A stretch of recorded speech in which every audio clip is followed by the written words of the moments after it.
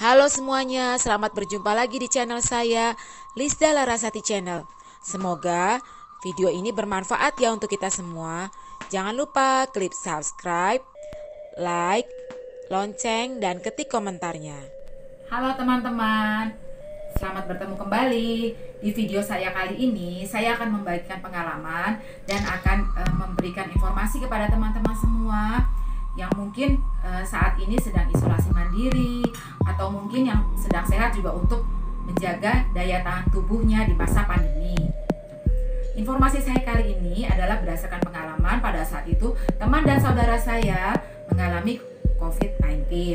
Lalu saya memberikan saran yang saya berikan itu berdasarkan dari info-info yang saya lihat di berbagai macam info yang ada di media sosial dan juga yang ada di kita dapat lihat di info-info yang kita dapat juga dari teman-teman kita yang lain. Jadi untuk teman-teman yang sedang isoman atau teman-teman yang juga saat ini sedang sehat kondisi badannya, tetapi untuk menjaga daya tahan tubuhnya, untuk menjaga imunnya. Jadi yang pertama nih, misalkan untuk teman-teman yang sedang isoman, pada saat dinyatakan positif, teman-teman jangan panik dulu. Jadi langkah yang pertama adalah berdoa.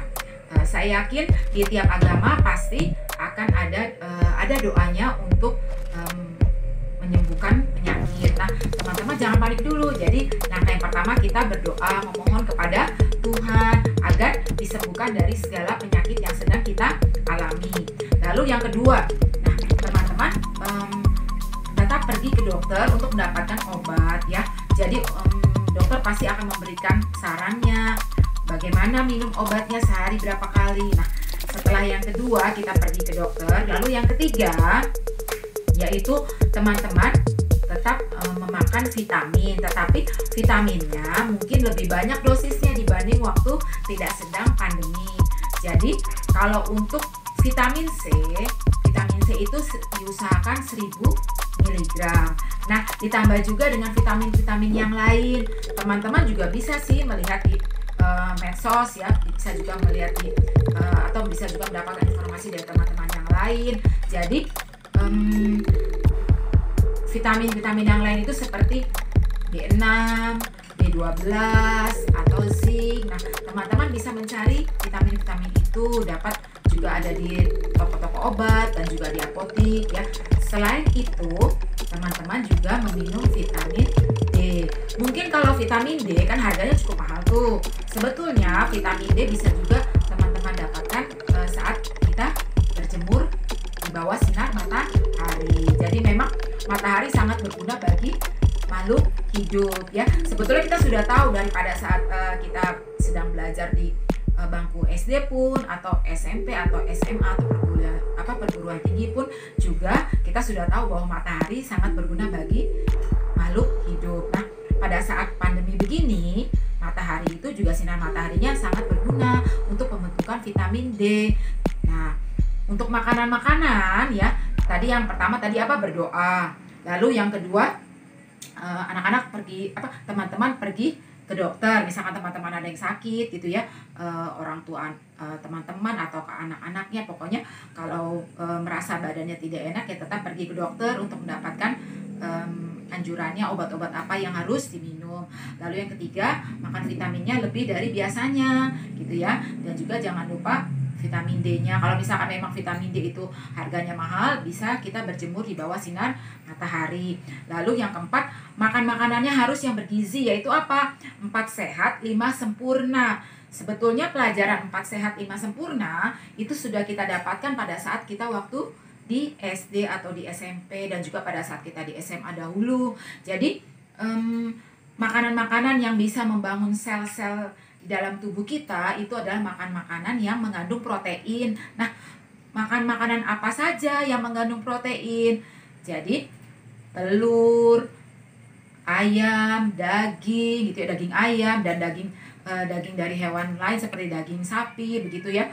Dan juga tahu, tempe. Nah, itu mengandung protein. Jadi kalau misalkan hari-hari biasa, mungkin tidak saat pandemi atau mungkin pada saat badan kita sedang sehat, mungkin makan telur 1 hari cukup. Tapi pada saat kita sedang sakit, kita sedang isoman misalkan ya, misalkan teman-teman ada yang dinyatakan positif COVID-19, makan telurnya sehari usahakan jangan hanya 1. Jadi makan telurnya usahakan 2 gitu ya, karena proteinnya berguna sekali untuk di dalam tubuh kita yang sedang sakit, supaya membantu kita dapat cepat sembuh, dapat cepat pulih. Nah, setelah itu, jadi setelah tetap berdoa, lalu pergi ke dokter, lalu makan vitamin ya, vitaminnya vitamin C gitu ya, dan juga B6, B12 dan juga zinc dan juga vitamin D, lalu makan makanan yang bergizi. Dan jangan lupa ya, selanjutnya adalah jadikan badan kita harus selalu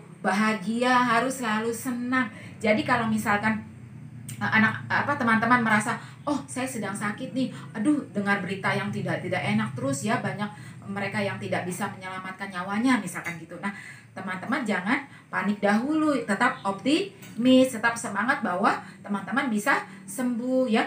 Tetap percaya, tetap yakin bahwa Tuhan akan menyembuhkan kita dari penyakit yang sedang kita alami. Jadi kita harus membuat badan kita tetap senang, tetap bahagia. Dengan bagaimana? Misalkan teman-teman punya hobi nih, ada hobinya yang menyanyi mungkin, ada hobinya yang menari, ada hobinya yang membaca gitu ya, atau hobinya menulis. Nah, pada saat teman-teman sedang isoman atau pada saat teman-teman ingin membuat badannya, daya tahan tubuhnya lebih dari biasanya, nah lakukanlah hal-hal yang membuat kita senang, hal-hal yang membuat kita bahagia, tetapi tidak mengganggu orang lain. Jadi misalkan teman-teman yang hobinya menyanyi, bisa menyanyi pada saat isoman di dalam kamar gitu ya, kan di dalam kamar sendiri gitu ya. Nah, bisa nyanyikanlah lagu yang teman-teman suka. Jadi atau kalau senang misalkan menari ya,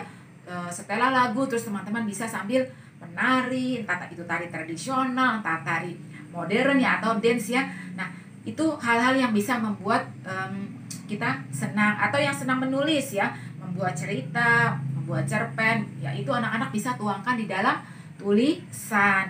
Bisa juga loh nanti tulisannya itu, kalau yang teman-teman sekolah mungkin nanti suatu saat kita sudah tatap muka, tulisannya bisa ditempel di mading sekolah, atau bisa juga ditampilkan untuk di media sosial, bisa juga seperti itu ya. Nah, jadi hal-hal itulah yang bisa membangkitkan atau meningkatkan imun tubuh kita. Untuk teman-teman yang sehat pun juga tidak ada salahnya. Jadi tetap makan makanan yang bergizi, lalu makan vitamin juga, ditingkatkan makan vitaminnya, dan juga tetap berjemur. Itu untuk teman-teman yang tidak mengalami sakit ya.